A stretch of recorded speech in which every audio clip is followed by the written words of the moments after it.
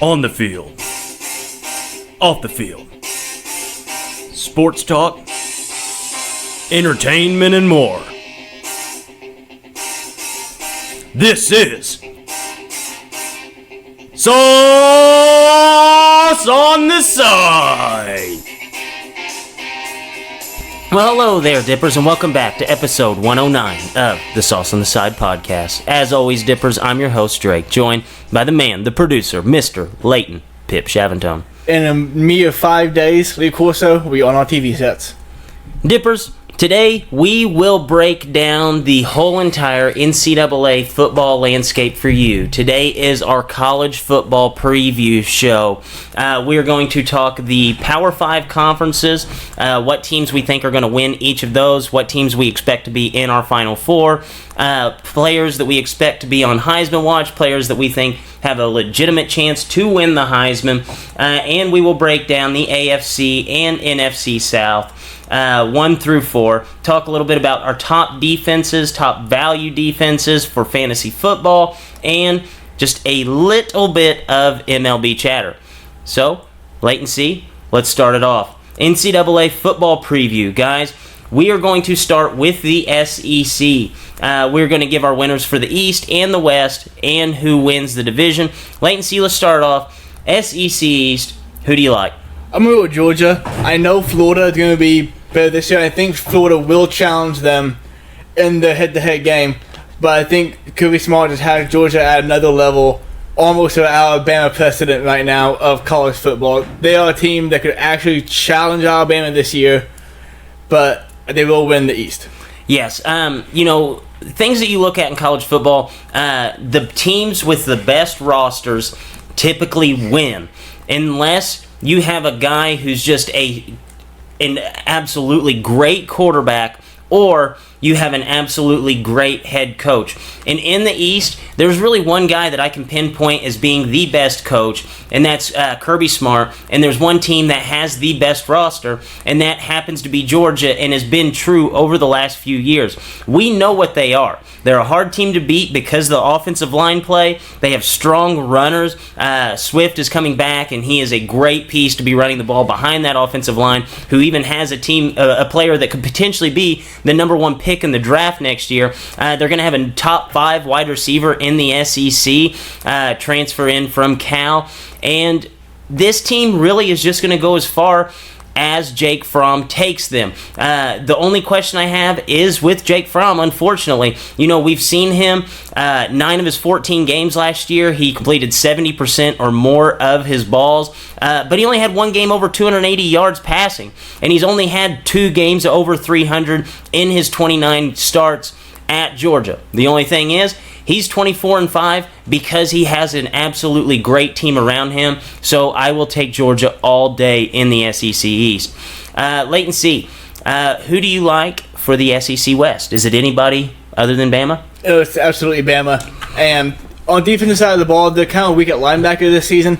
Well, I say weak to put Alabama standards of linebacker. Let's just make that clear. They have a 4-star starting. They just have a 4-star starting, okay? So that's kind of tough for them this year, taking a step back in that range. But offensive side of the ball, though, Tua is as accurate or more accurate than anybody throwing football right now in college football. That receiving core, they got Porsches, Ferraris, Cadillacs. Just could not imagine a better receiving core for a college football team to have. The running game might not be lean heavy as previous years, but that's really very effective. You know it's going to be Alabama. They're going to be the best team in the SEC. Yes. And Nick Saban's pissed off because he got fucking embarrassed 4 months ago. Yes. You don't want to mess with the mad Nick Saban. Plus, we always know what Bama is. Strong offensive line, strong running game, great defense. Well, we've always questioned how they move the ball through the air. Nick Saban has never had a quarterback go in the first round of the NFL draft. I don't care what happens this season. Tua Tagovailoa is going in the first round. He will be the first guy taken by Nick Saban at the quarterback position. And if you look at the wide receiving core that this team has. I mean, Jerry Jury and Henry Ruggs are two of the most elite receivers in the NCAA. These are two guys that could potentially go in the first round next year. Nick Saban's only had 3 wide receivers ever go in the first round, and these are two guys that grade out with first-round talent. So this team will be able to move the ball. They'll be able to score just like they did last year. This team will run away with the SEC West. And those receivers that were in the first round of the draft are pretty good. Yes. Julio, Mari Cooper, Calvin Ridley. Yeah. Decent wide receivers. 3 pretty good names. Yes. So wait and see. Who will ultimately be the SEC champ? I'm going to go with Alabama. Georgia has really closed that gap. Like, they have a lot of talent on that team, but it's still Alabama's conference to win, or to lose, I should say. I'm actually going to go with Georgia. You know, in the last 2 seasons, when we've seen Smart and Saban go head-to-head, in the first 40 minutes of those games combined, so 40 of both games, so ultimately 80 minutes overall, we've seen Georgia outscore Alabama 48-21. But in the last 20 minutes of both of those games, Georgia has outscored them 40-3. And we saw it take a Tua Tagovailoa off the bench in the first game to win. Then we saw it at Jalen Hurts off the bench in the second game. Kirby Smart does a really great job. I won't even call it a good job. A great job shutting down that offense with what he expects to happen. He can see this stuff and game plan for it better than probably anybody else in the country on the defensive side of the ball. Bama doesn't have that X factor that's going to come off the bench and give Georgia anything that they don't expect in the second half. I think this is something that Fromm needs for his legacy at Georgia. I think this is something that Kirby Smart needs for his legacy as a college football coach, being the guy to come back and beat Nick Saban. I am actually going to take Georgia to win the SEC this year. So wait and see. We'll go ahead and go to from probably the strongest conference, which I looked at a mock draft earlier. Do you know how many, if Georgia plays Alabama in the SEC title game, I looked at one mock draft today. Do you know how many people are in that game that are projected to go in the first round? 4, 5. I'm going to go with 8. 13. 13. Okay. Yeah. Oh my gosh. Yeah, that's insanity, dude. Both quarterbacks, offensive linemen, defensive linemen, wide receivers, like this, that will be a deep game to watch. And that's going to be the game that John Gruden and Mike Mayock go to and then just draft completely off of that. Yes. Yes. So Pac-12. We're going to talk a little bit about the Pac-12. We go from the strongest conference to potentially the weakest out of the Power 5. Latency, who do you have winning the North? North, I'm going to go with Oregon. It's basically because they have the best quarterback in the entire conference in Herbert. I think he can lead this team to a lot of victories. I do think they're overranked. I think they're, 11, 12 right now? Yeah. I think they're overranked. I think they're high because of Justin Herbert, but I think this is the best team in the Pac-12. I'm actually going to go with the team that I picked basically to win the Pac-12 North every single year. And it's because of what they have just on the team in general. And that's Washington. You know, last year, I'll say it, Jake Browning was absolutely awful at the quarterback position. I think he had a 16-10 touchdown to interception ratio. You look at the quarterback this year, it's going to be Jacob Eason. Jacob Eason was actually the guy that was starting over Jake Fromm to begin Georgia's season just two years ago. He had actually played in 2016 and had beat Auburn whenever Auburn was ranked number 9 at the time. He's a very good quarterback. He was the number 1 quarterback in 2016 coming out for a pro-style offense. And you look at this defense. This defense is absolutely great, and they have flown under the radar almost every single year. Over the last 3 years, not too many people realize that Washington has a top 8 scoring defense in each of the last 3 seasons. I think it's 8, 5, and 5. So this is a team that just does not allow points. Now that they get Jacob Eason, who, in all accounts of what we've seen of him so far, is a very serviceable quarterback, could potentially be a guy that we see go in the draft if he puts together a good season. I really like this Washington team, and I think I even like them more than I did last year. Even with the hopes of Browning coming out with a good season, I really like Washington. So Pac-12 South, there's some kind of a little questionable conference. What do you like in this conference, though? So the easy pick here would be Utah. I mean, they're a really good team this season. I'm going to go with Arizona State. Picked them last year. And for times last year, Arizona State looked like the best team in the Pac-12 South. I think Herm Edwards really changed that course of last year. I think more of that same change this year. And look at the schedule. The toughest games are all at home. They have Oregon the incoming games are all at home. Oregon at home, USC at home, Washington State at home, and Utah all at home this season. So the hardest games they're going to have in conference are going to be at the home field. I think they take most in all those games and win the Pac-12 South. I really like Utah this year, and I think that is the easy way to go, and I think that that's going to be the right way to go. So pencil this name down. Tyler Huntley. This guy is a legitimately great college quarterback. Last year, Utah was 6-2 whenever he got hurt. Their only loss was coming to Washington and Washington State, and both of those teams were very, very good teams last year. And whenever he got hurt, at the time of his injury, they had 4 straight games of putting up 40 or more on opponents. And the team ended up going 3-3, so that's why they're going to kind of fly under the radar, even though they are ranked extremely high for a Utah football team.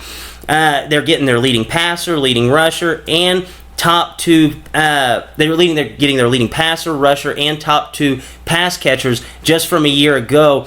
I think this team's going to be favored in their first 8 games, probably up until they play Washington. So don't be surprised if we get all the way to November and we're sitting there and Utah is a top 5 football team in the nation. So wait and see. You have Oregon, Arizona State in the title game. Who do you like winning the Pac-12 this season? I'm going to go with Oregon. I think they're the best team in the Pac-12. I think they got the best quarterback. I think situation is very good. I think they'll be a good team this season. I do think they're overranked, though. Yes, I actually do like Oregon this year just because of Herbert. I mean, Rarely do we see a quarterback that's that good that really, wouldn't have surprised if a team would have taken him in the top 10 of the draft and a quarterback come back. So I am very excited to see what an NFL-ready quarterback looks like now for his second season being an NFL-ready quarterback. But I have Washington and Utah playing in the championship game. And if you look at it, Kyle Whittingham and Chris Peterson have played quite a few times dating back to Peterson's time at Boise. He's 6-1 against Whittingham all time, but 3 of the last 4 games have all been by 1 score. And if you look at the game that they played just a season ago, Utah was healthy at the time, and they lost 21-7. They were not able to score, but they also had 2 fumbles and an interception by Huntley in that game. I think Utah's a year older, a year smarter. If Huntley comes back from this injury completely healthy, I think Utah will be the team to walk away with the Pac-12 championship. Real quick, do you see any Pac-12 team getting into the college football playoff? No.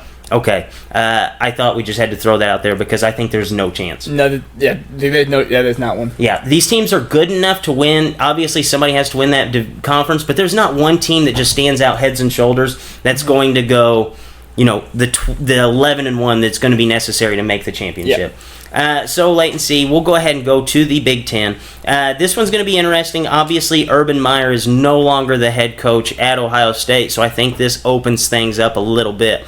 We'll start off Big Ten East. What do you like? In the East, I'm going to go with Michigan. And like you said, Urban Meyer is gone. This is like the Berlin Wall being knocked down. Yes. This is Jim Harbaugh's time. Like, if he doesn't win it this year, he's out as head coach. He knows it. Everybody knows it. I am not a Shea Patterson believer at all. I just tell him this podcast many times that I don't think he's a very good quarterback. No, I don't think he is either. But Harbaugh is going to be up his ass. If he does not perform, he'll be benched very quickly. Jim Harbaugh feels the hot seat. It's hot. His time to win it. You know what questions me? Like, I have questions about Jim Harbaugh's ability to coach the quarterback position. Mm-hmm. Because if you look at the quarterbacks that he's had over his lifetime, realistically, Colin Kaepernick was basically his own entity. Like, he was just this unbelievably fast guy who was accurate. Like, nobody could really mess up Colin Kaepernick at that time. Mm-hmm. The only guy that he's really had that was a very, very good quarterback was Andrew Luck. Yeah. Like, you look at the stats of quarterbacks under Jim Harbaugh, they have not been that good, but I'm still going to take Michigan to win this division. In their 2 regular season losses, I'm going to throw out that game against Florida because basically only like 2 guys played. They lost to Notre Dame by 1 score, and that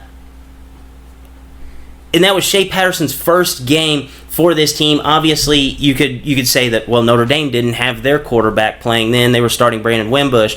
But they had that game, and then they got beat by Ohio State. So you're looking at two teams, one team that made the college football playoff, and the other team was basically the fifth team, the alternate to get into this thing.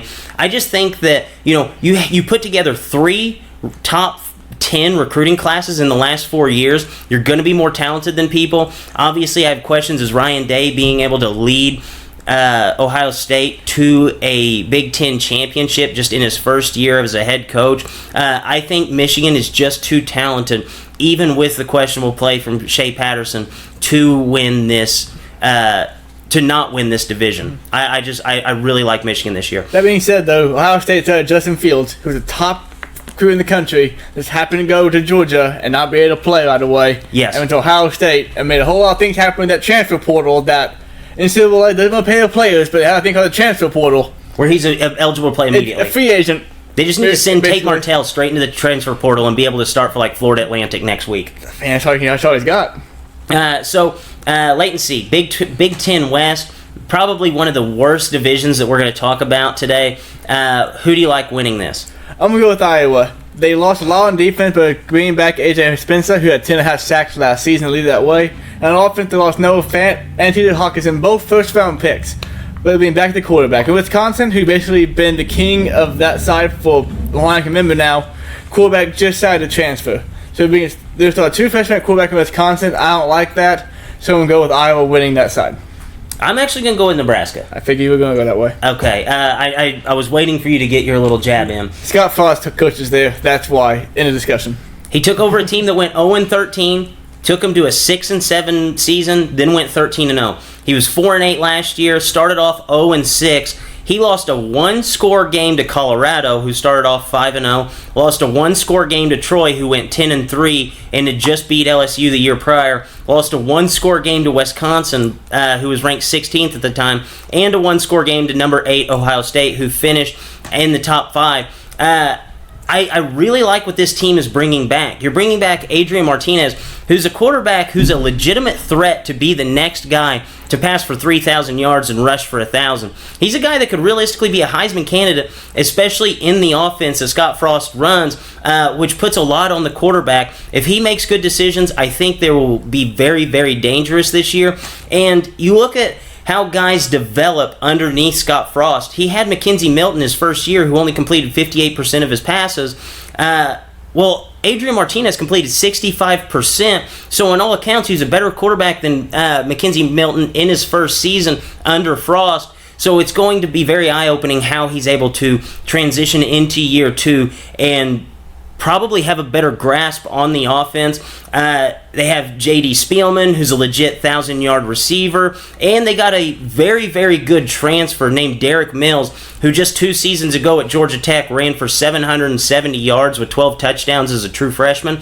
If you know anything about Georgia Tech, everybody knows that they're going to be running the ball on every single play. So for him to have 12 touchdowns in that offense, that's pretty good. I am very excited for Nebraska this year. Like I said, they lost too many close games last year to not excel in Scott Frost's second year. Kind of surprising that they're ranked 24, though. Yes, it's very extremely surprising. They're ranked 24th. So, Latency, you have Michigan versus Iowa. Who do you think will win the Big Ten? Michigan. This is the year Harbaugh gets it done. Yeah. You earned that paycheck. Yeah, I have Michigan too. I think they just have too many good players, and realistically, I think the 4 best teams in the Big Ten this year are all in the East. So the winner of that division has to win this thing. Yeah, whenever they realign these things, they really load it to one side. Yeah, oh yeah. They have the money on one side. Basketball, football, doesn't matter. This one is just like the killer conference. Yep. So, Latency, we'll go ahead and go to the ACC. They only have one team ranked in the top 20, and it happens to be Clemson, who's ranked number 1. What do you expect out of the Coastal Division? I think this is. I'll go ahead and say it. This side of the division is even worse than the Big Ten West. Yeah, it's really, really bad. Terrible. I realistically think that 7 wins could win this side of the division. And I'm gonna go with Miami. Tate Martell lost his starting QB job somehow. Haven't really figured that one out. Nobody knows. But, to start 2 freshmen over, I picture 2 freshmen over him, because that guy has to be a stud. Miami has the athletes. People expect them to be better than they were last season. Actually, for the past 2 or 3 years now, people can expect a resurgence in Miami football. It hasn't happened. I'm going to bet this is the season it happens. This is tough, man. And the only reason why I'm picking the team I am is because I think people are going to be confused. Georgia Tech. Georgia Tech is no longer running the triple option. Whoa. Yes. Hold the phone. Yes.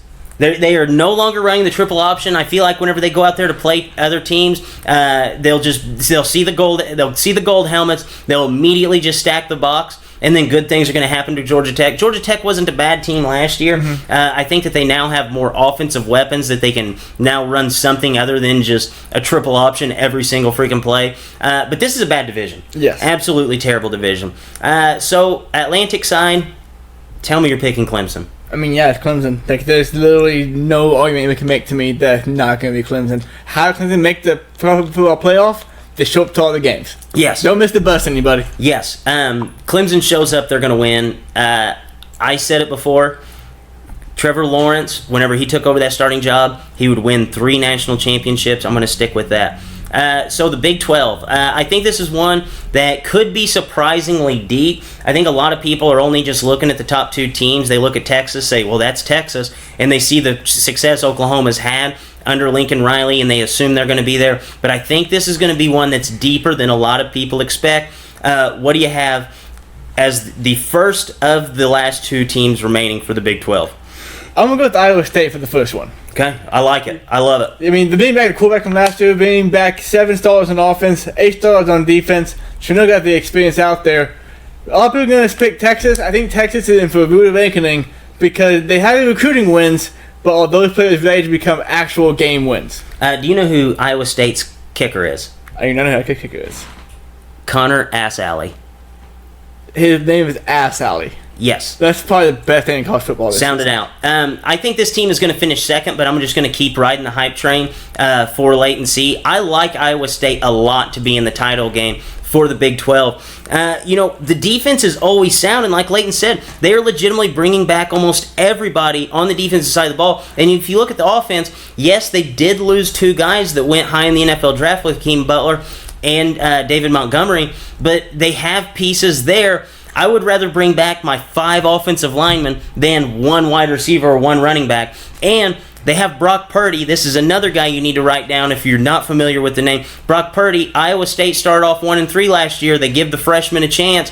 Purdy takes over. He goes 8-2 as the starting quarterback, 2 top 25 wins, and his only 2 losses included a 2-point loss to Washington State, and then they also lost to Texas with him as the starting quarterback. Anytime you go 8-2 as your first time ever stepping on a college football field, you have to love them coming into year 2. Leighton, see who's the second team coming out of the Big 12. So in Oklahoma, they just got transferred Jalen Hurts through the transfer portal, and yes, this will be the season we figure out how good Coach Lincoln Riley is. Absolutely. Because Jalen Hurts, if you watch by Alabama, he's not the greatest passer in the world, but he's excellent at running the football. I think this would be...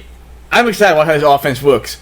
With him, Kennedy Brooks, and Trey Sherman all running the football, they're great at run-pass options. They have so many ways to score the football on you. The only thing is, can they stop somebody? Yes. The defense is bad, but realistically, outside of Iowa State and Texas, every defense is bad in the Big 12. I said it before that you couldn't win a national championship with Jalen Hurts as your quarterback. I am going to retract that statement now. Lincoln Riley is a much better offensive coach than Nick Saban. Nick Saban is maybe the greatest coach of all time in college football, but there was just something missing with that offense whenever Jalen Hurts was there at Oklahoma, and I expect more out of Jalen Hurts now in this Oklahoma offense than what I did from Alabama. I think he's going to develop a lot as a passer. I think Lincoln Riley's going to help him see the field a lot more than what Nick Saban did, put him in positions to succeed, which Nick Saban did a lot with, but it was all positions to succeed with his feet. I think that they're going to be able to extend the field, be able to get it outside of the numbers. He's going to throw the ball more successful than what we've seen in past. And we're matching up a coach who's 24-4 in his first 2 seasons, and we're matching up a quarterback with him who's 27-2 in his first 2 seasons as a quarterback. I am all on board this connection between Lincoln Riley and Jalen Hurts. They announced he's going to be the starting quarterback, and I expect big, big things from this offense with Hurts as the quarterback. So wait and see. Who do you see ultimately winning this conference? I'm with Oklahoma. I think Iowa State will be a very solid team, but I still think Oklahoma is much better than them in most aspects of the game besides defense. Yeah, I think this is Oklahoma's until it's not. One quick thing, though, dude. Think about this. The 3 starting quarterbacks that Lincoln Riley has had in his career. He had Baker Mayfield, all accounts, pocket passer. He He moved a little bit. A little bit. Yeah. But he was your prototypical college, stand in the pocket pass. Kyler Murray, a guy who is just incredibly fast for college football. Incredibly fast, incredibly accurate. You never knew what was going to happen at him at quarterback. Well, you knew what Baker was going to do. Baker was going to sit high in the pocket, throw the ball. If nobody was open, he would run it. Kyler Murray, kind of a wild card there, but a phenomenal quarterback. Now you're getting a Jalen Hurts. You are getting the 3 stereotypical college football quarterbacks in your first 3 different seasons coaching. If he pulls this off and goes back to the college football playoff with 3 quarterbacks that are so different, I think this guy already throws his hat into being one of the top 4 coaches in college football. Absolutely. Yeah. Absolutely. If he figures this out, he has to be one of the best coaches in college football. So you think Jalen Hurts potentially will be a Heisman candidate this season? I absolutely do, and I think that he's going to have more passing touchdowns than rushing touchdowns. Is the best value for any future bet out right now Jalen Hurts winning the Heisman, that plus probably at least 20? I don't think it is, because I have a guy later that will dive in deeper in that, but I think he has a better chance to win than the guy I said. Well, before we get to that thought, get to these thoughts. Here are Jake's thoughts. It was all a dream. I used to read Word Up magazine. Tate Martell loses starting job, transfers. Loses starting job, transfers. I know what's about to happen next. Sebastian Telfair, 3.5-year prison sentence is not the way to stay relevant. Los Angeles Lakers, entertaining the idea of signing Dwight Howard is not the only way to stay relevant. Only logical parallel move from a great locker room guy like Boogie Cousins is Dwight Howard. Joe Webb update, 2 preseason games, 65 pass attempts. All other Texans, 8. LA Lakers, take a ton of guys past their prime, sign them, and pray it works. LA Lakers, we've never seen you do this before. This week officially kicks off the NCAA football week, and if anyone tells you that anyone outside of Clemson, Georgia, or Alabama have a chance, they're lying. Oh, they're idiots. Daniel Cormier, officially the whitest fire Stipe Miocic has ever put out. Nate Diaz, most intelligent Diaz brother in UFC history, now officially has more wins than his IQ level. He just had his 20th win. New York Yankees, new bad boys of baseball. Brett Gardner, the kid who used to throw himself on the floor of Walmart when he didn't get a toy. And there's a new movie out this weekend, and it's titled Back.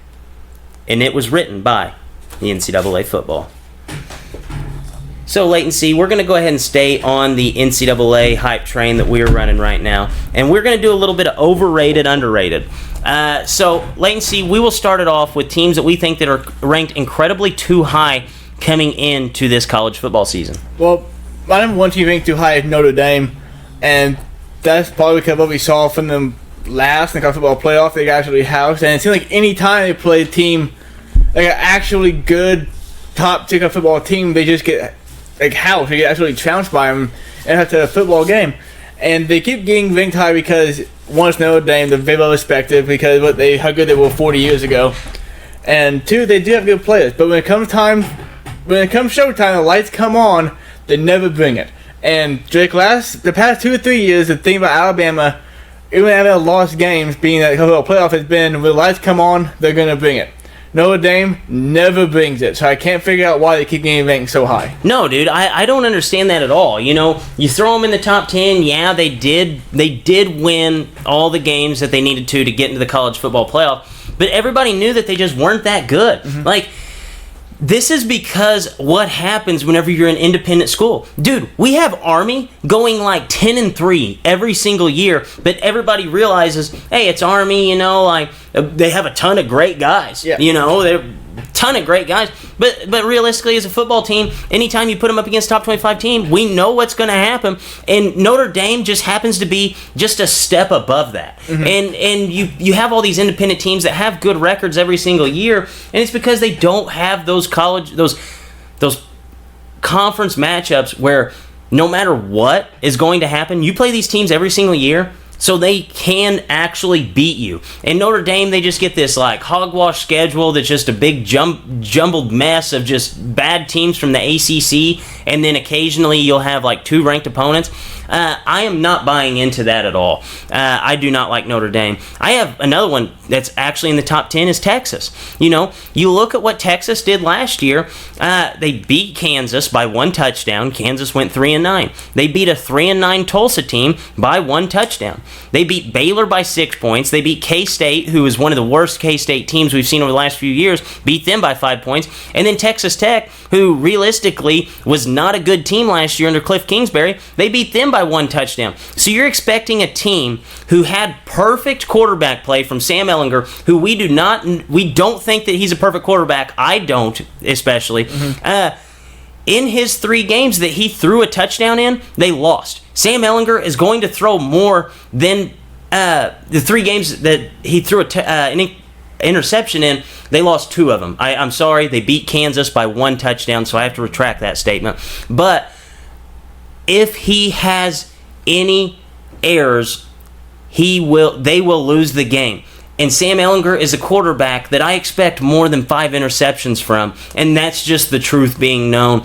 I expect this Texas team to quickly fall in the rankings. I expect them to, they are still the name Texas, so even at 8 wins, 9 wins at the end of the season, they'll still be in the top 15 just because they're Texas. But I do not see this team as being a top 10 team in college football. Do you have any other teams that you see that are ranked incredibly too high?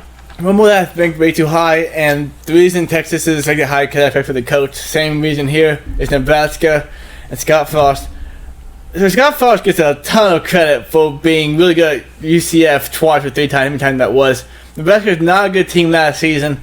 Will be better this year naturally, but I still don't think they're a top 25 team today right now. I have one to play off with Scott Frost, and that's UCF.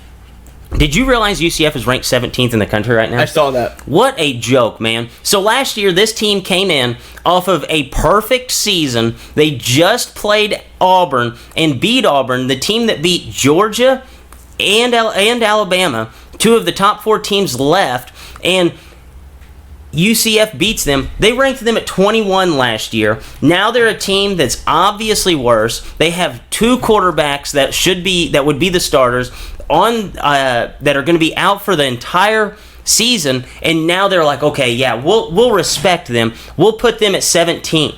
This is just a move that where you throw them up and you just know that they're going to lose. You're just like, yeah, we'll put them here, but they're going to lose. They'll quickly fall out. Like, if you realistically had respect for UCF, they would have been higher last year. So this was just a big head-scratching move. I don't think UCF is going to be that top 25 team we've seen over the past few years. I know that they have Brandon Wimbush, the transfer from Notre Dame. He's played in a lot of big football games. I don't think that he's anywhere close to as good as McKenzie Milton, especially running that kind of offense where you have to be able to throw a lot. So latency, we gave the teams that we think are overrated. What team do you see being a dark horse that we could potentially see in the top 10 come the end of the season? Well, I already mentioned the one being Iowa State. I don't know if it'd be top 10 good. I think it'd definitely be in the mix of the top 10 because he said to being like all those starters and college football experience is king. Especially the quarterback position. They have a quarterback who did very well last season coming back for 2 freshmen last season, right?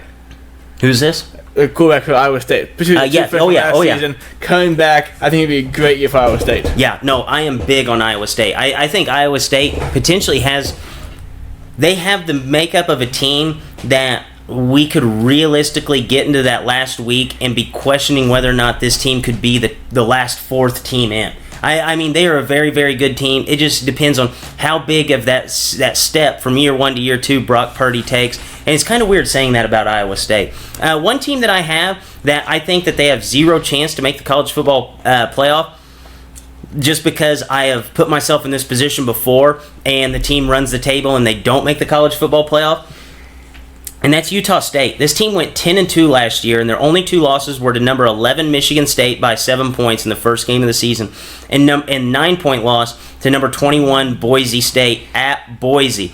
This team puts a ton of points on the board with Utah State. They have 9 games last year where they scored over 40. They were the number 2 scoring offense in the country, and their quarterback Jordan Love is coming back this year off of a season where he had 39 total touchdowns and 6 interceptions. If you haven't seen Jordan Love before, he's a great passer that just happens to be a big-bodied guy who can find the end zone on the goal line. He doesn't run a ton, but he runs when he needs to, and this team can put a ton of points on the board. Guy I mentioned just a couple of weeks ago on the fantasy series, Darwin Thompson, he came out of this offense last year, but they have a lot of horses that they're bringing back. I really like Utah State this season. So, Leighton C., what 4 teams do you see playing in the national title playoff? Before we go to this, I think it's unfair if we don't bring up Texas A&M. I think they're going to be a very good team this season. Oh, yeah. Jimbo Fisher's second year there. Jimbo Fisher, 3, 4, 5 best coach in the country. Absolutely, they're gonna have a huge year at Texas Tech. Dude, they almost beat Clemson last year. They almost beat Clemson last year. If it wasn't for a questionable call on the goal line where there was a fumble, Clemson would have had a loss to Texas Tech or Texas A&M. I really do like Texas A&M this year. I think there's a lot of actually good teams that have good coaches this year. Mm-hmm. I know that there are only 3 that I see winning the national championship, but I think this is going to be a very interesting year for college football. But what 4 teams do you see as the last 4 standing? So my 4 teams, all 4 could be conference winners this season. Got Alabama 1 through 4, at Clemson number 1, Alabama number 2, Michigan number 3, Oklahoma number 4. I actually have 2 SEC schools getting in there, just because they're not going to keep Alabama out after losing that national that title game against Georgia. I have Clemson at number 1, and they will be playing Alabama, who will be the 4th team in. That's too much money to pass on. Yep. So they will get that matchup in right off the bat. And then on the other side, I have Georgia at number 2 and Michigan at number 3, which will also be a huge draw in itself. So, Leighton C., what 2 teams do you see advancing to the title game, and what team will be your national champion? Alabama, Clemson, what is this, 4, 5 now? Is this 4? Dude, it's up there. It might be 5. I think it's 5. Because they snuck that year in. So you had Kelly Bryant, who quarterbacked 1. You had Trevor Lawrence, who quarterbacked 1, and Deshaun Watson, who quarterbacked 2. So this would be Alabama, Clemson 5. Alabama, Clemson 5. This year we're going to go with Alabama. I think the pitch after last season, I think that Alabama's offense is going to be the best in the country come season end. I think it's too much for Clemson to stop. I think there's no way Alabama can play as poorly on defense as they did last season. I think it'll be a very close game, high-scoring game. We're taking Alabama in it. I'm actually going to take Georgia and Clemson to advance. Like I said, the more talent in college football typically wins, and then it comes down to coaching and quarterback. Just so happens Clemson's talent is right up there now with Alabama, but they have the quarterback that's going to be the difference. And then with Georgia, I really like Jake Fromm a lot more than I like Shea Patterson, and that's going to give them an advantage in that game. And they're probably more talented. They have more NFL-ready guys from Georgia. And ultimately, I said it once, and I'm going to say it again, Trevor Lawrence is going to win 3 national championships in his time at Clemson before he's the number 1 pick, and I'm going to stick by that take that I gave you almost a full year ago now. So I am all on board Clemson winning the national title. So, Leighton C., we will talk a little bit about Heisman finalists and ultimately who we think will win the Heisman come season end. Give me some of your guys that you really like being Heisman candidates. So, I know you had to put on 3 but I had to do 4. Maybe 4 guys. I couldn't hold myself to 3 either. Really battling for the spots. 2 of them obvious: Trevor Lawrence, Tua Tagovailoa. Going to be on the 2 best teams in the country. They're going to put up insane numbers all year long. Probably won't have a bad game all year long. Another one we're going to go with is Justin Fields. Your chances from Georgia to Ohio State. Yes, Urban Meyer is gone, but an Urban Meyer coach is there. Urban Meyer quarterback. Hey, that's questionable sometimes. It is, but Urban Meyer quarterbacks put up gaudy numbers, like absolutely insane numbers. I think Justin Fields, super talented. If he can play up to what he was as a prospect, he could win the Heisman itself. And the fourth guy, I had to put down Jalen Hurts. You can't have a quarterback who's played for a team that had back-to-back Heisman winners, that is, not be on the list. Before last season, only one team had won back-to-back Heisman, that was USC. No team has done it 3 years in a row, but it's possible. Yeah, Leighton, if you were taking snaps for Lincoln Riley's offense, I would have you here on this list. I think Jalen Hurts absolutely has to be an early favorite for winning the Heisman.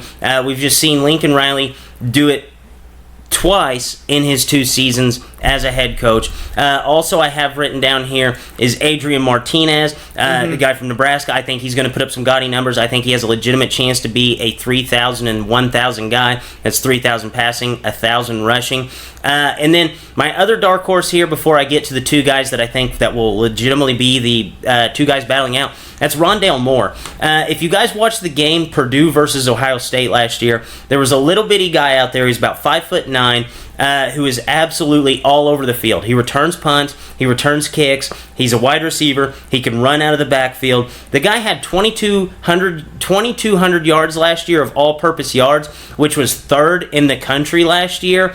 And if Purdue can be relevant, I think this guy has a legitimate chance to win the Heisman just because of how much volume he's going to see. Alvin Kamara type player. He's a very good wide receiver. He's a very good runner. He had 1,200 receiving yards just alone with 12 touchdowns. Had 200 rushing yards last year with 2 touchdowns. I really like him as a real dark horse candidate. Especially last year, he was a freshman. So we can only expect those numbers to potentially get better, and it's hard to do that 2,200 yards in a season. And then my other 2 guys, obviously Trevor Lawrence and Tua Tagovailoa. I think these are the 2 guys that will really be your Heisman candidates. In only 397 pass attempts from Trevor Lawrence, we saw 3,280 yards, 30 touchdowns. The numbers are going to go up now that Kelly Bryant's gone, not stealing snaps away from him in the first 4 games. So I think it's going to come down to a 2-horse race with Trevor Lawrence and Tua Tagovailoa. Who do you have winning ultimately? I'm going to go Tua Tagovailoa. I think Trevor Lawrence will be right behind him, but like I said earlier, I think Alabama will have the best offense in the country, and Tua is going to be right behind that. With those receiving core, he can't have a bad game. No. If he has a bad game, he has to have an eye patch on one of his eyes. There's just no way with that good receiving core he could ever have a game with lower than 300 yards, lower than 4 touchdowns. No, rarely do you see a guy like Tua Tagovailoa have such a good season, then return, and on top of that, have his 2 biggest weapons. So I think it's going to be really scary. And, Tua, what really hurt him at the end of the season, whenever they started playing upper echelon defenses like Georgia, like Clemson, is that the receivers weren't 40 yards open. He had to throw into tighter spots, which I think is something that they're going to work on coming into this season. Ultimately, though, I think Trevor Lawrence is going to win the Heisman. I think he's going to do it on the back of 40 touchdowns through the air. I think this guy is legit. I think this guy, now that he has a full camp, full spring to be able to work as the guy, I think that he is going to put together a very, very historic season at Clemson. The only thing that questions me about Tua and Trevor Lawrence, how much are they going to be sitting in that 4th quarter? Yeah. That's really, whoever sits more in the 4th quarter, I think will be the guy who's left out of winning the Heisman. Man, that was a lot of college football. That was good. Anything on college football that you want to throw out there? I know you gave us the little nugget with Texas A&M. Anything else before we switch over and go to darts? I think we got most of it covered. LSU, Coach Joe, any chance he can pull it off this season? We all want him to win. Yes. Can't actually do it this Everybody season. wants him to win. I know Joe Burrow's back. I know Joe Burrow is just a gritty-ass quarterback. Coach O quarterback. Yeah, he is a Coach O quarterback. I think this is going to be a team that loses 3 games, though. So I don't think that they can win that SEC championship, which ultimately is going to be the deciding factor. If you're a 3-win team and win the SEC championship, yeah, you can get in. But I don't think that they'll be in that SEC championship, unfortunately. If Trevor Lawrence had 2 weapons, talking about 55, 60 touchdowns? Dude, every bit. Every bit. Trevor Lawrence is so good. Judy's so good. The guy, man. Wiggins, so good. Man. Earlier you said that Lawrence is going to pass for 40 touchdowns. I feel like that's low, saying that, but Etienne, I can't forget that guy's name. Yeah, Etienne, yeah. He scores a lot of touchdowns. He only scored 4 times, so it started a sentence about him. But he takes some of those away, but I think 40 of those are low one still. Yeah, I think 40's low, dude. But if he was in Alabama's with Alabama's wide receivers, I think it would be better. I mean, the guy is just unbelievable. You saw what he did to Alabama's defense, which we've never seen anybody do other than Trevor Knight. Do you surprise the absolute fuck out of me? Do you remember back in 2011 or something, we had Tebow, Bradford, McCoy, and everything that year the quarterback? The quarterback this year outside those guys by 1,000,000,000%. Like, Justin Fields is even probably the top 5 quarterback in the country right now, and he played better than Colt McCoy was in college. Absolutely. I 100% agree, dude. And no one's saying anything like that anymore. And this is how we talked whenever we broke down the quarterbacks in fantasy. We said that the quarterbacks are getting better every single year, and your bad teams now that they still have serviceable quarterbacks at the position. You just don't have guys that are out there that cannot get it done. Yeah. You don't have anybody out there anymore that cannot get it done. Quarterbacks are getting so good, it's really not even funny. Yeah. You compare these guys to, even whenever you said, dude, Bradford and Tebow, like, it's almost laughable the difference in the skill sets from the quarterbacks from year to year, dude. Like Kyler Murray, I mean, that's something we had never seen before. Like Tim Tebow, for as good as he was, Kyler Murray is so much better at everything. Absolutely. Well, except for those goal line jump passes. Goal jump passes, he's not quite big enough to go to the line. No, I absolutely love the quarterback play, basically year in, year out in college football. Dude, like even last year, dude, you had a guy like Eric Dungy at Syracuse who was just lighting the world up. And no one knew who he was. He was at Syracuse, but he was one of the top 10, top 15 quarterbacks in the country. Yeah, and he almost beat Clemson one day. Yep. Almost beat Clemson. So, Latency, it is time for us to play some darts. Each week we throw a dart at a dartboard. Each number represents a different thing. This week we are back to our contender or pretender, which is for the NFL season. Each number will represent a team. We will talk about whether or not these teams are contenders or pretenders in the NFL. Latency, your throw. And we have a 15. 15 is the Green Bay Packers. Ooh, this is actually a good one. So, people out there, a lot of people I've noticed, picked them to win this division, and I just don't understand why.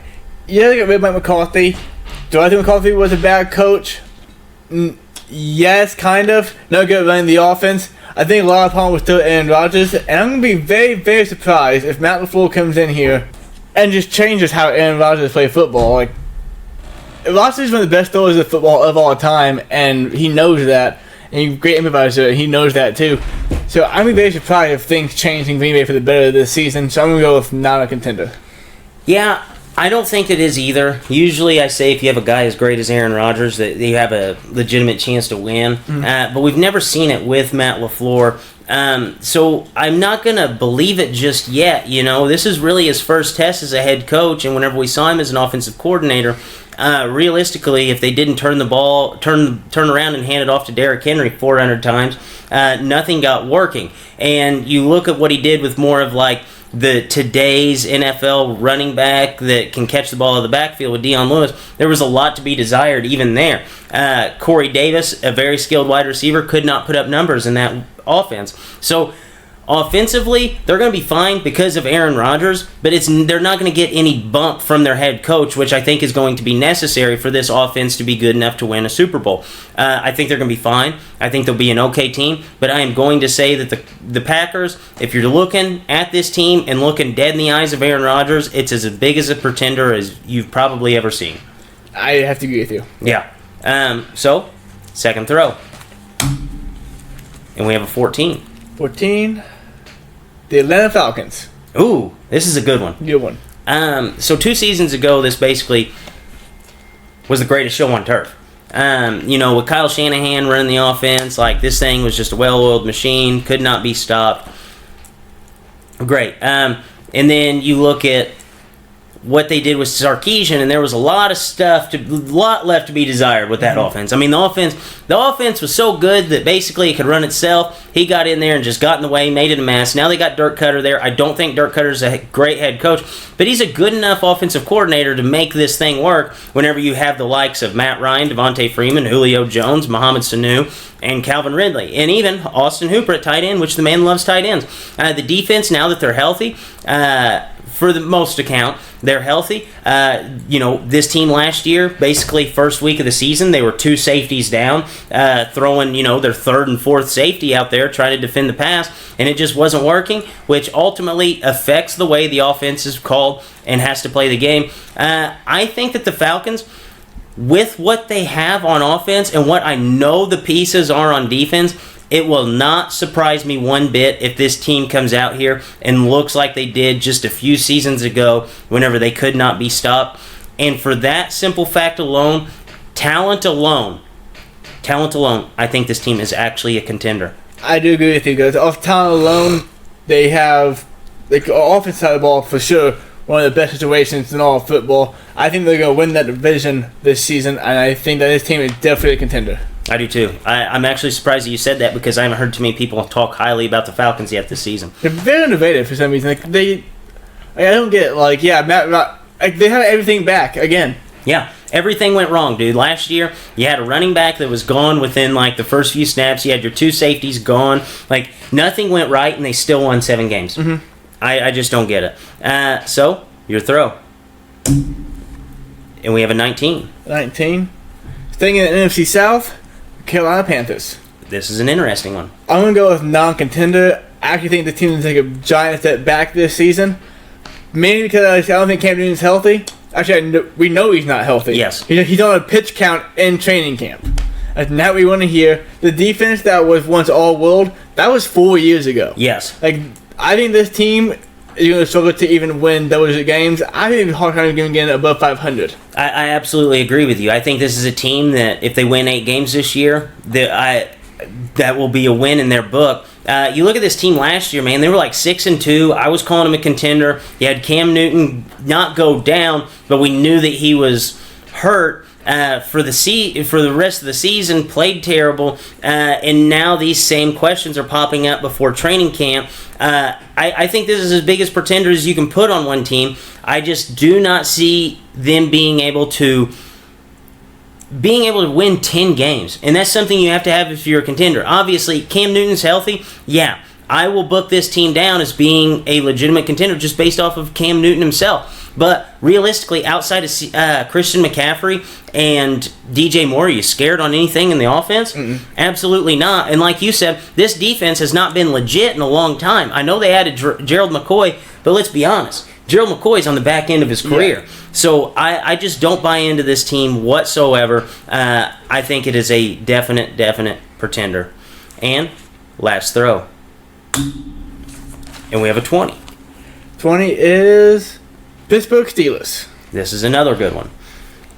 So defensively, this team will be better. Offensively, this team will probably be worse. Anytime you take a guy like Antonio Brown out of the offense, it's going to hurt. I know they're going to patch the hole with Juju Smith-Schuster, but it's really not patching the hole because the guy was there last year. Mm-hmm. I think the team's going to be fine. I think they're going to win. They're going to be right there in the 9-7 win column. They could potentially win 10 if everything goes right. I actually like them more than any other team in that division to win it, just because, the Browns always have a question mark. Every time we think the Browns are taking the next step, they don't. I think this team, even if they win their division, they're going to be a pretender. I don't see them up there with the likes of the Colts, the Patriots, the Kansas City Chiefs, or even the Chargers for that aspect. Mm-hmm. I think this team is a pretender. I gotta agree with you there, and I think this team is just going to embody Pittsburgh so hard. Yes. Because last year they had Tony Brown and Juju Smith-Schuster, that allowed Big Ben to throw for the most passing yards in all of football. And they don't have that this season. I think they're going to run the ball more. I think they're going to pass the ball a little bit less, but be more efficient with passing the football. Ultimately, though, I don't think the team's good enough to be a true contender. I do see them winning 7-9 games, struggling. Be a very frustrating season for a lot of Pittsburgh fans out there, I feel. Not a contender. Yeah. Have we disagreed on any of these yet? I think we did 2 weeks ago. Came in on what? But I know last week and this week we both Yeah, had the same. 8-0.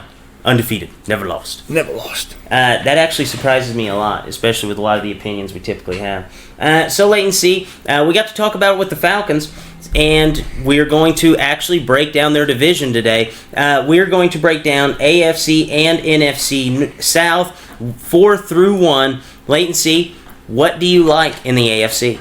The AFC. This is the one that we're going to differ on, I have a feeling. So, the AFC South, I'll say this right now, I think record-wise it won't be. I think talent-wise, my most competitive division in football. 4, I got the Titans. You know, Marcus Mariota, this is actually on his contract. I just saw earlier today that Ryan Tannehill was out playing him in training camp. Duh. I mean, I'm really surprised by that. No, dude, if Ryan Tannehill doesn't get hurt, he is the best quarterback on this roster. Yeah. Hands down. Yeah, they're going to lean heavily on Derrick Henry. Can Derrick Henry do what he did the last 4 games last year for 16 games this year? I have my serious doubts. Marcus Mariota is officially the point of his career that he is going over the top of people in preseason games. Did you see that the other day? He jumped over a guy and got flipped. Hey, man, he showed he wants it. Yes, dude, if you're at that point, I think you're in trouble. Yeah. And then on third place, just ahead of time, the Jaguars. I don't think Nick Foles is a very good quarterback, but Nick Foles can win you games. But Christian Jacksonville is the defense. 2 years ago, the defense was the best in football. Drake has called it the best defense of all time. Can it do that again? If it does that again, I think this team could honestly win this division, win 10, 11, 12 games even, but I don't think it's going to happen at being a third. Second, the Texans. Last year, having a Super Bowl. This year, could they do it? Absolutely. This guy will fix the offensive line. They got Deshaun Watson be healthy, basically. Because last year he got sacked 64 times. That's an astonishing number. On the other side of the ball, they're gonna have problems. Jadeveon Clowney doesn't want to play for his franchise tag. I don't think he's in camp yet. J.J. Watt tore his hamstring last week. He's limited in practice right now. Things inside are all going bad. And first place, Indianapolis Colts. I thought for sure you were going Texans number 1. I wanted to. But Andrew Luck, we know he had that issue with a bone in his calf or something. He might not play week 1, week 2. I think he's going to. I think it's off the shoulder. It's not a shoulder issue. It's the calf issue. I think they'll be fine. That defense should be better. Offense should be better. The Colts will win the division. The Colts are a legitimate contender to win the entire thing this season. At number 4, I actually have 4 through 1 the exact same. I think that the Titans are going to be right around 6 wins, and that's going to be if they get Ryan Tannehill up there and ready to start at quarterback. I think he's the better quarterback. I think come the end of the season, we're going to get a look at Ryan Tannehill so they can evaluate what they have going into next year once they let Marcus Mariota walk. Then the Jags, like you said, this defense could realistically will them to 12 wins. Mm-hmm. And the offense could realistically plummet them to 5 wins. Yep. So it's going to be a happy balance in how they're going to be able to manage there in Jacksonville. They had a ton of stuff go their favor the year that they won. They went to the AFC Championship game. I don't know how I feel about this team. I feel like they're an 8-8 football team looking at right down the barrel if I've ever seen an 8-8 football team. But this team, it would not surprise me one bit if the Jaguars went out there and put up another clunker with 4 wins. Mm-hmm. And for that reason, that's why I have them outside the top 2. And then at number 2, what do we like about the Texans? We like Deshaun Watson, Nook, and we like the idea of J.J. Watt. That's it. Dude, if you evaluate this team position by position, skill group by skill group, you have a secondary that is a huge question mark. You have a linebacking core that's fine. They can, they're serviceable.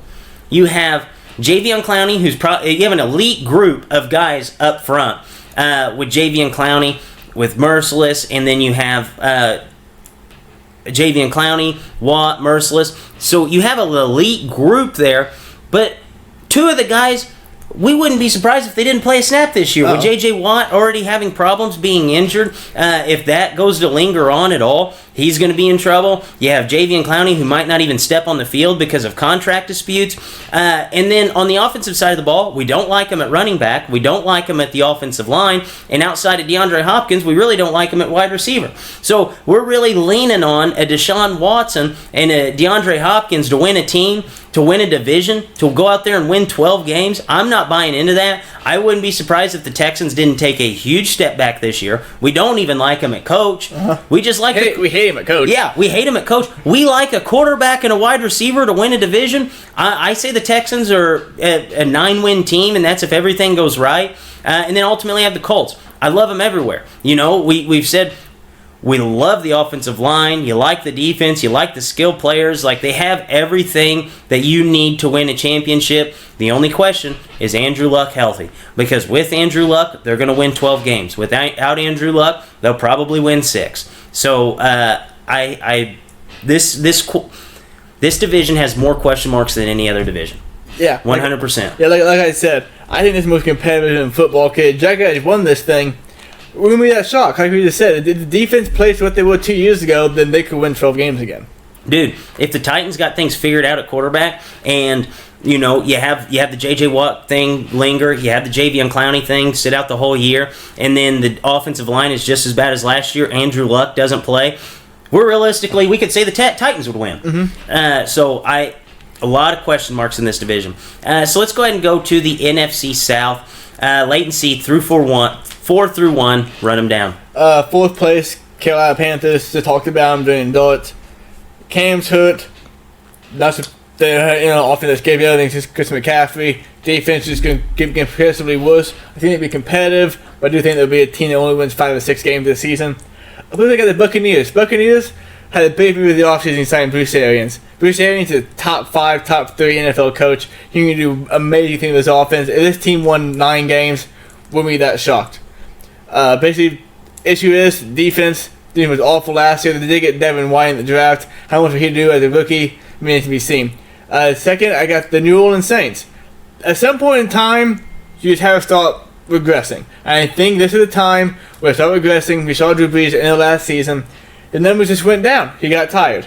He could not get any better now that he's 40 years old. And first place, Atlanta Falcons. We talked about how Green Bay like him. For some people don't. Can't figure it out. Matt Ryan's young. Even for quarterback there, Matt Ryan is still young. He can still throw the football around. He's going to do fine this year. Win a division. They're a team that's incredibly underrated.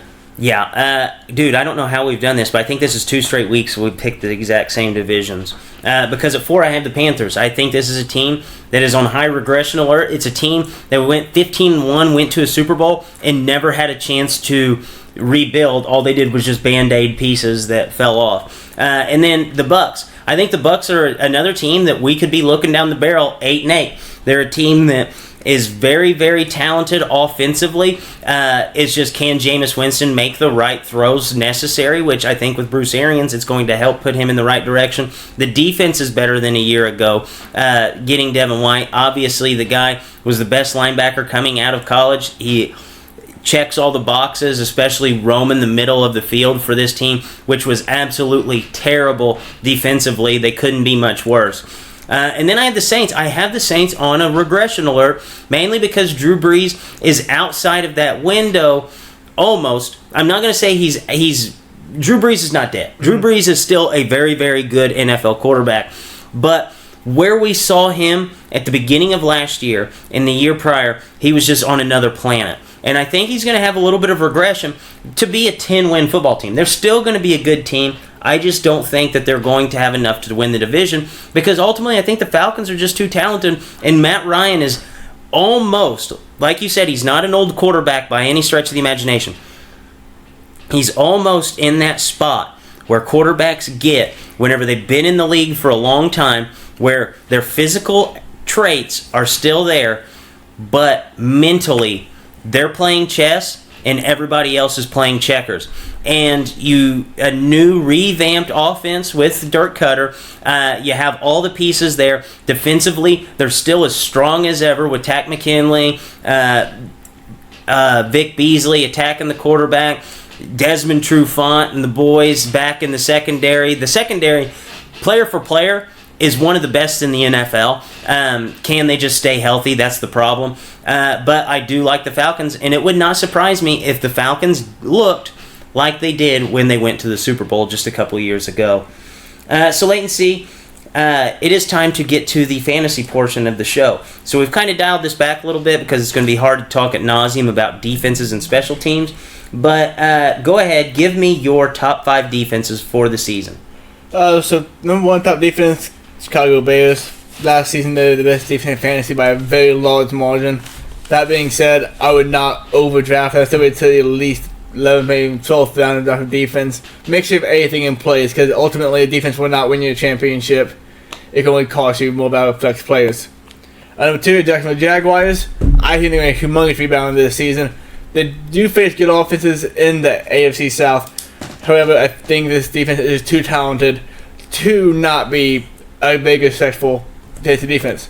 And number 3, I got Minnesota Vikings. This is a defense that I think underperformed vastly last season, and I think that would not happen twice. I think, like the Jaguars, they will perform up to the standard once again. And number 4, I got the St. Louis Rams. We do that every show.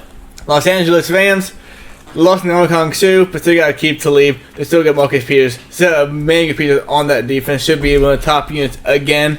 And number 5, it hurts they lost Derwin James. I'm still going to go with the Los Angeles Chargers. Almost did it again. They still have Joey Bosa. They still have the other great edge rushers on that team. I think they'll be fine on defense at number 5. So number 1, I think it has to be the Bears. I mean, 27 interceptions last year, 50 sacks. They were just on a whole nother planet last year comparative to what everybody thought they would be. Number 2, I actually have the Jaguars yet again. I think this team is basically the same team that they threw out there just 2 years ago. They just have to get things going in the right direction, and it starts with a hot start. If they start off hot, this is a defense that I expect to continue to get that hot hand. They're a team that's basically built off of swagger and emotion.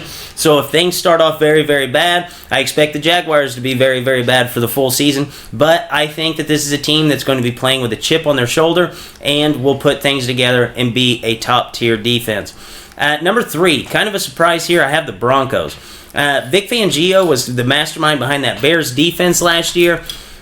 And basically everywhere he's went, the defense have been very, very good. And you're pairing him with Von Miller and Bradley Chubb, which if you take 2 pass rushers into consideration, they might have the best pass rushing group in the NFL just with those 2 guys. The secondary, not great, but if they can get Chris Harris healthy off of last season's injury, they are going to be very, very good. Yet again, I really like the Broncos this year, and it will not surprise me at all if they lead the NFL in sacks. Number 4, I have the Chargers. You know, you have 4 guys that could legitimately be all-pro on this defense with Bosa, Ingram, Casey Hayward, Derwin James. Derwin James is going to be missing some time with the foot injury, which scares the hell out of me. But I think once he comes back healthy, everything will be fine. I think they still have enough. I mean, legitimately, they have 3 all-pro guys, so 1 guy being out shouldn't scare us that much, but in my opinion, it'll scare me a little bit. I really like the Chargers defense. And then at number 5, I have the Vikings. Keeping Anthony Barr financially down the road might not have been a great idea, but just for our fantasy perspective, it has to be phenomenal. You know, you look at the pass rushers, this is another team that could potentially lead the NFL in sacks with Danielle Hunter, Anthony Barr, and then in the back end you have Harrison Smith and Xavier Rhodes locking up the second half of the defense. So I am all on board with the Vikings this year. Leighton C., any top value defenses that you like? So value defenses, like I said, I'll wait till around 13 later than that and get my defense. So the defense I'm going to end up with a lot. A few of them. One's going to be the Broncos. This is a defense that people have ranked 11th or drafting 12th or 13th in ADP, and they're going to be a good defense. They got Bradley Chubb, who had a historic rookie season, 2nd all-time for rookie sacks, rookie year. They got Von Miller. They're going to have good corner and Chris Harris. They're going to be good defense at home, especially. And another one, like a whole lot of the Ravens. I don't understand the Ravens either. Ravens can be a very good defense. They just lost C.J. Moses, but they got Earl Thomas, who's the best safety in all of football, and they're being taken as a 14th defense. And it makes any sense to me. They'll be one of the 2 defenses that I have on all my teams. It's going to be Broncos and Ravens. I guarantee it. Yeah, I actually like both of those picks. In fact, I have the Broncos at 3. One defense that I have that's actually in my top 10 that a lot of people are not drafting as such is the Pittsburgh Steelers. They were the number 15 last year as far as defense goes. They led the NFL in sacks, quarterback hits, but they only had 8 interceptions. You almost have to try to not intercept the ball in the NFL to end up with 8 interceptions. The secondary will fall into more interceptions this year. And you add a guy in the middle of the field, Devin Bush, who's a tackle monster and can really run sideline to sideline, which is something that they didn't have since Ryan Shazier's injury. I think this Pittsburgh defense is going to go... The stock is going to go way up after the first 3 weeks. So if you're waiting on a defense to get them late, get the Pittsburgh Steelers before the stock is through the roof. So, latency, it is time for our shittiest take of the week. Each week, we listen to a lot of sports talk radio, watch a lot of television. What is your shittiest take of the week? Mine comes from the man himself, Jay Jones. It came in an interview past couple of days. Someone asked him about Zeke. His response was, Zeke who? Well, Mr. Jay Jones. Oh, my goodness. He really said that? Zeke who? Yeah, I'll tell you who Zeke is. 3 years. Leads the league in rushing attempts, touchdowns, and yards. He helped your team get to the playoffs because Dak Prescott cannot do it by himself. I've come to learn just through life that businessmen, once they reach a certain age, think they have it all figured out. I think that the world will bow down and come to their need. Well, Jay, if you want to get back your star running back, you probably shouldn't insult him by saying Zeke who and then try out Tony Pollard like he's the second coming of Christ. I actually like that a lot. You know who's in his corner? Big. Big who? You know who's in Jerry Jones's corner? Who? Skip Bayless. Oh, I can't believe it. So Skip Bayless had tweeted, Dwight Howard never worked hard enough on his game to become anything more than a late game liability. He would not be a good option for the Lakers off of the bench. That was the tweet from Skip Bayless. Yep. I love this for a number of reasons. Okay? So, one, never worked hard enough on his game. At one point, Dwight Howard was the most unstoppable force on a basketball court. I mean, other than LeBron James, yes, absolutely. Well, that season that they went all the way to the NBA championship with basically a bag of balls and Hedo Turkoglu and Jameer Nelson, he was unstoppable. And to say that he's a late game liability, it's an NBA season and it's 82 minutes long. They are 82 games long, and there's 40 minutes in a game, man. There is, for an off the bench player, you are not looking for a guy you can rely on late into the game. Yeah. Am I correct? You look at what this team already has. Even if Boogie Cousins wasn't hurt, a lot of people thought that their best lineup, which they would start and finish games with, did not include Boogie Cousins. Mm-hmm. Yeah, you can say that, Dwight Howard, he's not going to be, maybe you shouldn't sign him for X, Y, and Z, but we're still looking at a guy who, when he's out on the court, he's a stat stuffer. And what do you need in the NBA to win a championship? You have to be able to make the postseason, and whenever LeBron wasn't there, they were not a team that would make the postseason. A minute grabber off the bench? That's fine. That's fine. To say that the guy would not be a good option to come off of the bench and talk about him in late game situations is almost like the most two-faced thing you could possibly say whenever you're evaluating a guy to come off the bench. They're looking for a guy that they can bring off the bench, block some shots, score down low, get rebounds. They're not looking for a guy who's going to be the first option and standing out at the three-point line trying to win you games, because obviously that would be a liability of Dwight Howard. So, latency, Yankees. Hate them. Back in the news. Basically, every single Yankee, I think, has been thrown out of a game at least once this season. Brett Gardner got ejected after beating his bat on the ceiling of the dugout and thought that the umpires were actually targeting him. 2 more Yankees got ejected after this situation. What are your thoughts about the Yankees' antics lately? So, for one thing, the Yankees are, especially in baseball, they won, I think, 70-something games now. They're well ahead of this race. It is so odd that he got ejected after he went to the dugout and beat the shit out of the shit. Because people all the time beat the shit out of things in the dugout and never get tossed. I think this is the third time that he's actually started beating the ceiling off of the like rafters and shit. Yeah. The problem with this is, and you see this across all sports at every single level, there are players or teams that get bad reputations for thinking it all season long, and they all just watched harder. Yes. Like, think about any high school sporting event you've ever gone to, and they have a good player on either team that had a history of technical fouls or anything. That player is not given the same treatment as anybody else is. The Yankees perfect. Draymond Green, yes. All season long, the Yankees have been little bitches about seemingly everything from the starting pitcher not getting a time to warm up to the batter being told to get back in the box by the starting home umpire, and the argument of the umpire. They probably league injection this season. And Boone's been tossed 2 or 3 times now. Yeah. Oh, yeah. They have to lead the league in ejections unless there was just like a brawl where 15 guys got ejected at one time. Yeah, and at some point in time, enough is enough. I think this is the NBA umpires coming together collectively and saying, all right, yeah, you're the Yankees. Yeah, you're good.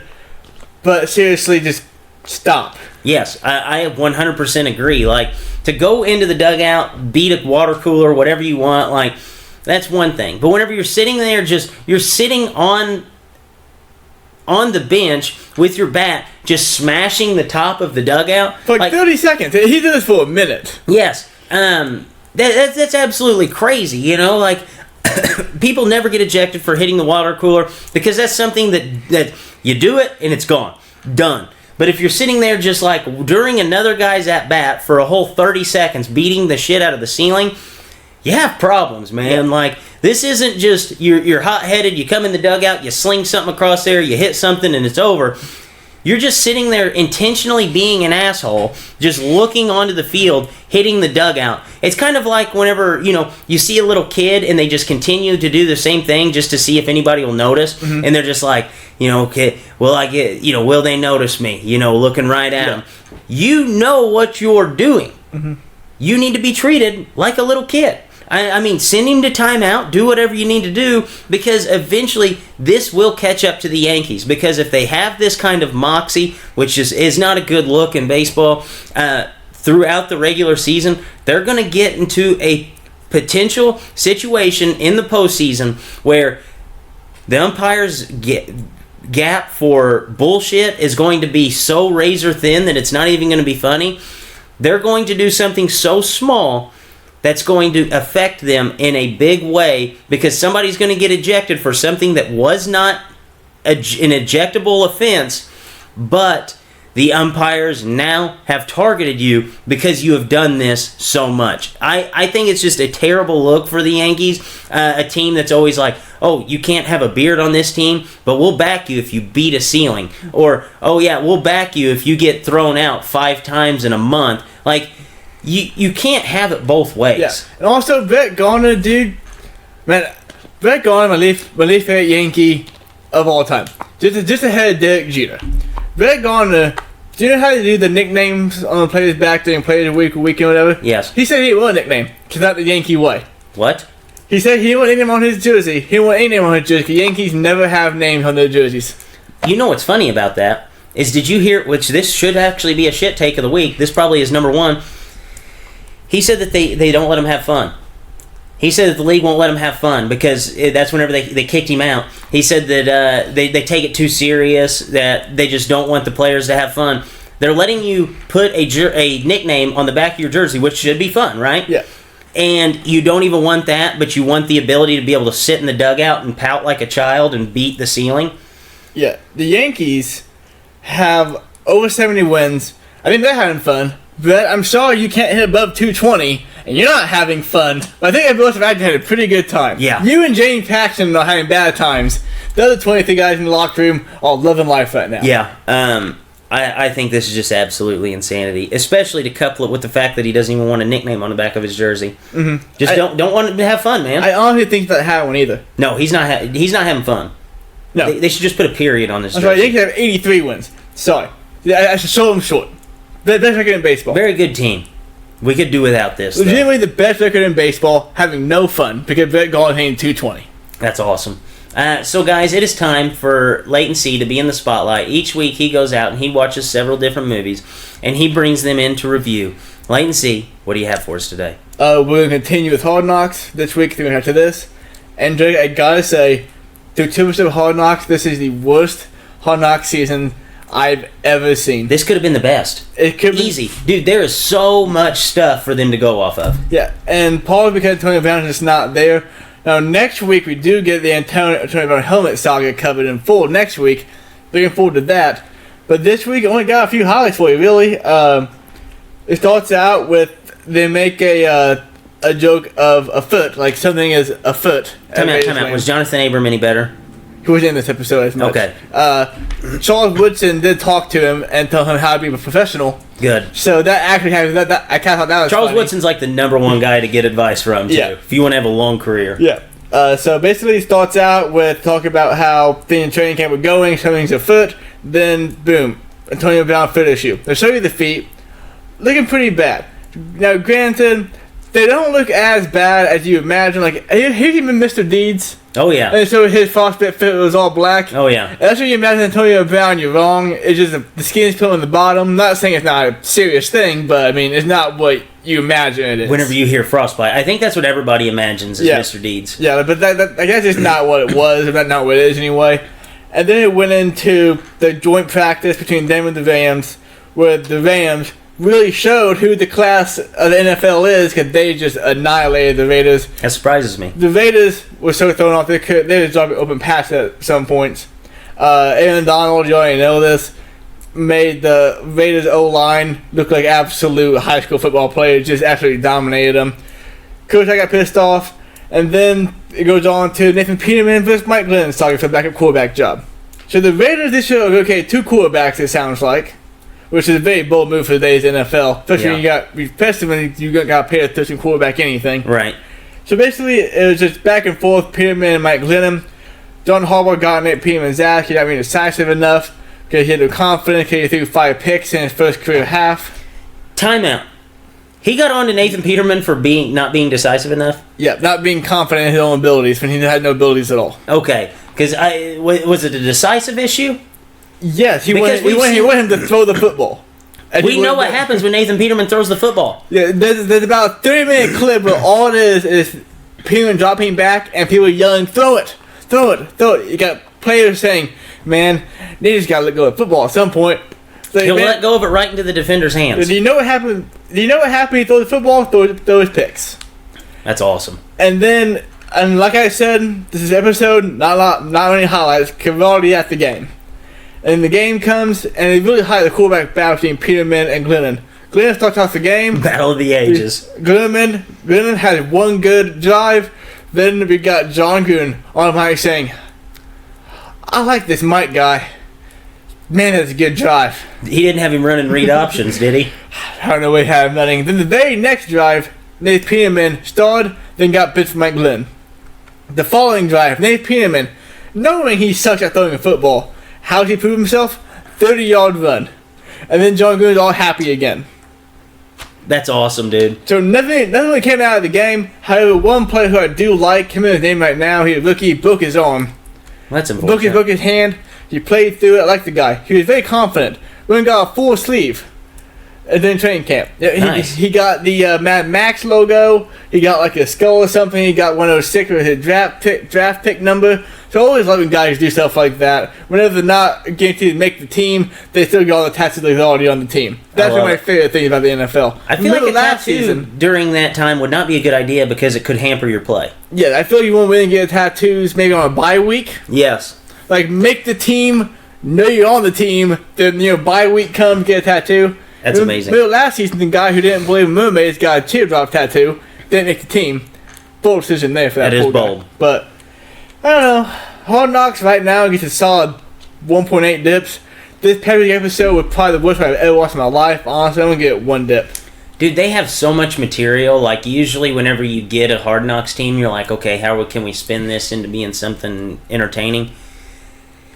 The Raiders have given them so many freebies, so many open layups, and it just sounds like they're just bricking it. Because the thing is, though, like, the NFL chooses who goes on Hard Knocks, but the team still chooses what the cameras can see, and they're not going to give them anything. And I don't like Clay Travis, but to his credit, he said weeks ago, it's not going to be a drama show. It's not going to be Burfict versus AB. I haven't seen Vontaze Burfict yet. You haven't? I haven't seen him yet. It's like it'll be Incognito going nuts, and it hasn't been.